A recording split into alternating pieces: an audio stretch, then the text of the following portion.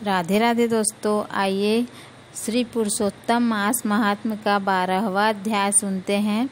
मंगलकारी देव तुम मंगल करो गणेश, जगवंदन तुम्हारे करे काटो सबके कलेश।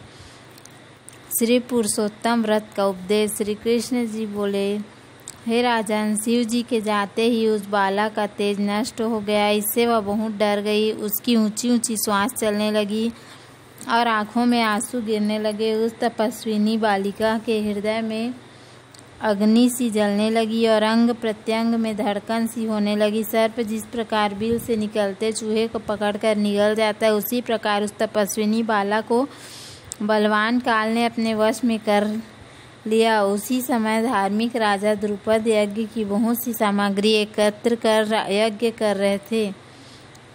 उनके जलते हुए यज्ञ कुंड से वही बाला सोने की कांति वाली सुंदरी के रूप में प्रकट हुई, जो द्रौपदी नाम से विख्यात हुई। इस द्रुपद कन्या को मत्स्य वेद करके स्वयंवर में अनेक राजाओं और भीष्म कर्ण आदि को ने निस्तेज करके अर्जुन ने प्राप्त किया था।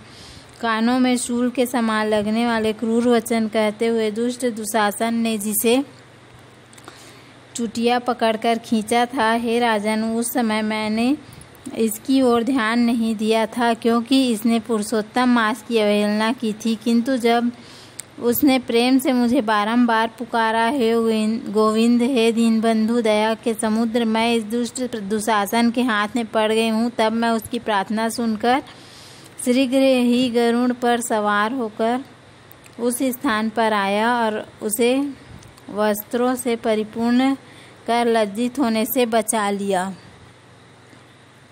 इतना होने पर भी पुरुषोत्तम मास की अवहेलना वश मैं उसकी तरफ से उदासीन रहता था। इसलिए अब आगामी पुरुषोत्तम मास की तुम सेवा करो। 14 वर्ष पूरा होने पर तुम्हारा कल्याण होगा।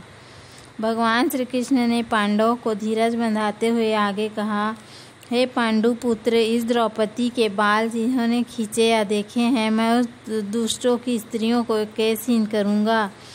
तुम दुर्योधन की आदि पापी राजाओं को यमपुर भेजकर शत्रुओं को दंड देकर स्वयं राजा होंगे।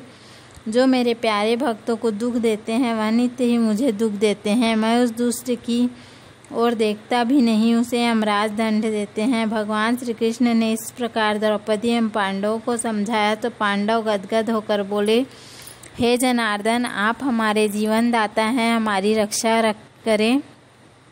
हे जगत पते, हमें कभी भुला न देना। हमारे चित्त रूपी भ्रमरों को अपने चरण कमलों में स्थान दो, वही हमारा जीवन है।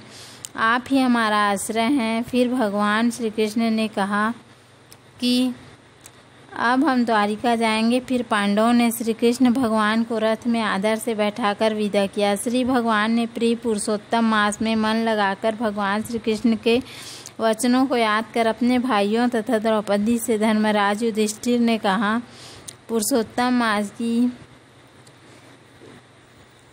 महिमा तो सुनी ही है। पुरुषोत्तम की पूजा के बिना कैसे सुख प्राप्त हो सका है। जिस प्राणी ने पुरुषोत्तम पूजन किया वही धन्य है तथा श्रेष्ठ है एवं पूज्य है। इस प्रकार पांडवों ने सब तीर्थों में घूमते हुए पुरुषोत्तम मास के आने पर उसका व्रत नियम पालन किया और अंत में भगवान श्री कृष्ण की कृपा से 14 वर्ष पूर्ण होने पर उन्होंने निष्कंटक राज्य प्राप्त किया। इससे पहले भी सूर्यवंशी राजा दृढ़ धनवा पुरुषोत्तम मास के व्रत के प्रभाव से बड़ी सुख समृद्धि, पुत्र पौत्र आदि का अपूर्व सुख तथा अनेकों भोग भोगकर बड़े बड़े योगियों को दुर्लभ भगवान के लोक को प्राप्त हुआ। हे मुनि, इस मास का महात्म्य करोड़ों कल्प बीतने पर भी मुझमें कहने का सामर्थ्य नहीं है। बोलो श्री हरि विष्णु भगवान की जय। श्री हरि विष्णु भगवान की कृपा आप सब पर बनी रहे।